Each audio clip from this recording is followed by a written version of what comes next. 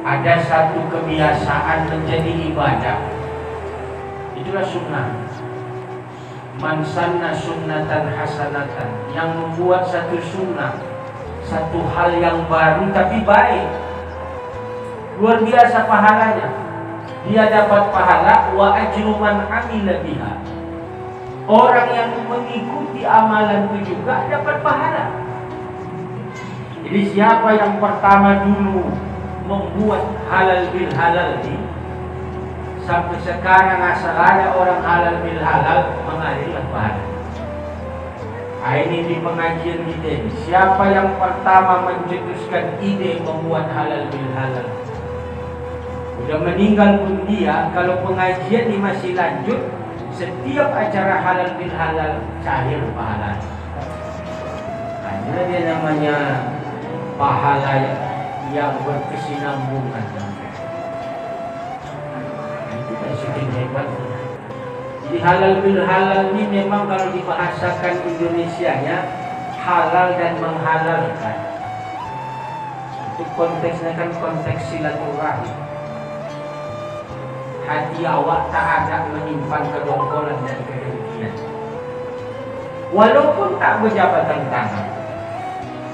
Dulu Nabi waktu dia ceramah dengan sahabat, tiba-tiba Nabi bilang, sebentar lagi tengok kalian ahli surga mau datang kemari. Sibuk sahabat berpikir siapa kaknya ahli surga. Apakah 4 sahabat yang dekat dengan Nabi, atau sahabat mana yang dikatakan Rasul ahli surga? Semua menunggu siapa yang ahli surga. Tiba-tiba masuk seorang badui ke masjid, hitam jelek. Rasul senyum, sahabat juga senyum. Tapi senyumnya sahabat menyimpan pertanyaan, apa penyebab kawan ini dibilang Rasul ahli surga? Orang badui. Orang badui ini kerjanya kan mengangon kambing ini. Mengangon kambing ini kerja orang badui. Ada sahabat yang penasaran, situ pulang datanginya rumah kawan, karena dia kurasa apa amalan kawan itu ikut naik, supaya aku bisa juga masuk surga. Diintipnya sembahyang kawan tuh macam orang-orang biasa ya. Intipnya amalan sunnatnya tidak pala banyak tadi. Dia pun bingung, apa namanya menyebabkan kawan ini dibilang Rasul ahli surga. Tarawih diberanikannya, assalamualaikum. Waalaikumsalam, masuk Pak, masuk ya. Apa hal? Begininya, tapi jangan pada kau terkejut. Kata Rasul, kau ini termasuk ahli surga. Iya. Tadi waktu ceramah Rasul, sebelum kau datang kata Rasul, sebentar lagi akan datang. Tapi ku intip selama beberapa hari ini, amalan kau begitu-begitu saja ya. Kenapa bisa kau kata Rasul ahli surga?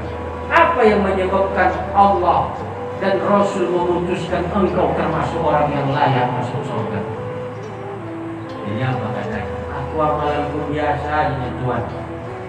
Cuma dari dulu aku punya satu sifat yang punya. Apa itu? Aku tidak pernah menaruh keirian dan kedengkian pada nikmat yang diberikan Allah pada orang lain. Nah, itu aja. Ku jaga betul hatiku ini. Ketika orang dapat nikmat, jangan sempat ada hatiku jangan. Jangan sempat ada hatiku iri, jangan. Itulah ku jaga sampai hari ini. Kurasa mungkin itu menyebabkan aku masuk surga kata Rasulullah. Itulah konsep persaudaraan. Jadi orang muslim kok dapat begitu. Kita yang sama kita ini jangan saling ada dongkol-dongkol iri-irian dengan kesuksesan orang. Mohon maaf, contoh ini. Anak awak mendaftar pegawai, anak jiran mendaftar pegawai. anak awak lebih pintar dari anak jiran. Karena dari coach awak latih anak awak itu belajar minumannya susu-susu yang mahal-mahal. Anak kawan tu air tajamnya minuman. SD-nya pula ingusnya 2 bolas, bukan sebolas. Kalau sebolas lurus, 2 bolas agak tengkok saja. Ikan tak belam-belam. Tapi lurus anak kawan. Ketika dibilang meeting kawan tu, macam mana ni anak kau? Kata awak bertanya sama, alhamdulillah tak lulus anakku. Anak awak tak lulus. Awas. Kalau ada rasa seakan-akan tak senang, walaupun tak awak tunjukkan istighfar awak, berarti engkau mengukur nikmat yang dikasih Allah pada orang lain. Oh, jaga-jaga. Ini haji ni payah ni Pak. Sama dengan ada dulu waktu kami di kampung-kampung main bola. Jadi ada satu kawan itu memang sibuk betul main bola. Striker namanya, membuat bola, menggiring bola. Macam mana orang mengambil kakinya, lepas saya. Tiba-tiba 3 orang menghadang dia. Enak aja dia disuntiknya bola itu melompat ke gawang. Prit! Kata wasitnya. Kenapa Bapak prit aku? Pelanggaran tidak, aku sepak kaki orang tidak. Apa penyebab Bapak prit aku? Gaya kau tuh muak aku menengoknya.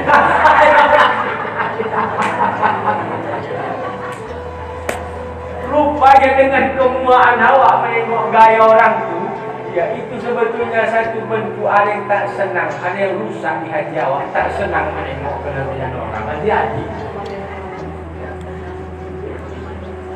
Makanya ini makanya dalam Islam itu, kenapa dalam Islam itu ya, memperturutkan selera untuk merebut kekuasaan itu dilarang dalam agama. Saya menyampaikan hikmahnya. Kenapa ini? Harus aku menang dilarang. Karena takut lahir pada hati orang tidak senang dengan kesuksesan orang lain.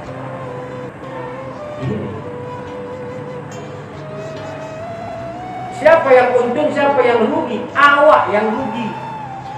Yang tak senang tadi rugi awak. Kalau orang, apa sama orang? Apa sekarang pemilihan bupati kita agak sedap menengok sekali. Siapa yang poning kepala? Cara bupati yang poning. Yang berdua-dua. Kalau yang lain tenang ni. Apalagi TS itu.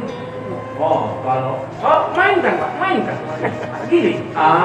Kalau aku sekarang tak aku lepaskan Botingo yang menang kawan yang menang.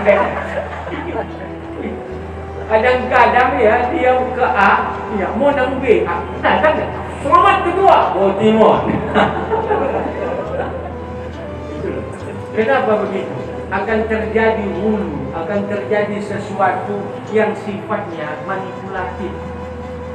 Perasaan kita pun memanipulasi perasaan kita sendiri. Terakhir timbullah gontok-gontokan, iri-irian, curiga-curigaan. Dalam Islam itu maka dilarang betul merebut kekuasaan. Mau bisa memutuskan silaturahmi, itu tengok banyak orang sudah bergaduh. Ayah bergaduh sama anak, anak ke A, ayah ke B. Memang sia-sia aku melahirkan kau. Kata ayahnya pula tidak mana. Anaknya tadi pula ada omsetnya pula ke situ kan begini akhirnya ribut. Maka di dalam Islam ni nilai halal bil halal dalam. Walaupun konsep amal ni tidak semua negara mengamalkannya, tapi prinsip amal ini ada dalam Islam. Ada dalam Islam. Maka apalah konsep Ustaz yang paling disenangi oleh agama dalam bersilaturahmi? Kata Rasul, inna min mujibatil maghfirah dukhulus surur fi qalbi akhikal muslim. Sesungguhnya yang paling cepat memastikan ampunan Allah terhadap dosa kamu itu. Kalau mau cepat, ini bahasa pasarannya. Kalau mau cepat diampunkan dosa kamu oleh Allah, dukhulus surur, atau dalam satu riwayat idkhalus sururi, masukkanlah kebahagiaan fi qalbi akhikal muslim, pada hati saudara muslim. Paling cepat diampuni Allah dosa. Kalau mau minta ampun awak dosa sama Allah, cepat masukkan kebahagiaan pada hati saudara. Ini alil bait luar biasa itu. Senang awak semuanya. Mulai dari makan pertama masuk, makan kedua disediakan yang pula anak, di muka ini ada keyboard menjadi nyanyi, senang aja. Nanti pulang dibungkuskan yang macam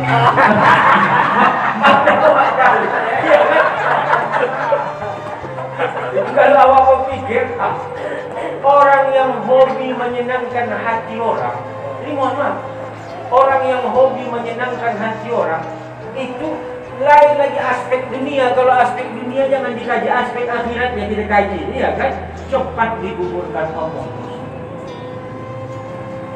Terakhir ini bahasa apa? Orang kafir sekalipun, kalau rajin dia mengasih, memberi, membuat hati orang senang, matinya nanti, kata sahabat, Allah akan ringankan pencabutan nyawanya untuk membalas jasa kebaikannya di dunia ini, supaya tak ada haknya untuk meminta di akhirat. Itu kata ulama. Aturan mati kan susah mati, nazaknya susah. Tapi orang kafir itu sering dia memberi dan membuat kebaikan, Allah ringankan. Bagaimana paman Rasul yang dia tidak muslim, tapi dia senangkan hati Rasul. Siapa saja yang menghalangi dakwah Rasul, dia di depan, hingga senang hati Rasul. Padahal dia kafir. Di akhirat nanti masuk pun dia ke neraka, azabnya tidak seberat azab orang-orang kafir yang lain. Itulah hebatnya menyenangkan hati. Kata Rasul, siapa yang datang ke rumah saudaranya, maka dia akan membuah-buah tangan dengan cintanya. Maka dia mendatangi saudaranya, dan saudaranya yang didatangi saling berkasih sayang karena Allah. Maka kedua orang ini memang layak untuk mendapatkan ampunan dari Allah Subhanahu wa Ta'ala. Tengok kita ini kelemahan kita yang datang di satu pun tak ada membawa buah tangan, tengok kan? Ada membawa buah-buahan, tak ada ahli baik semua. Paling-paling duit untuk melapor kepada panitia berapa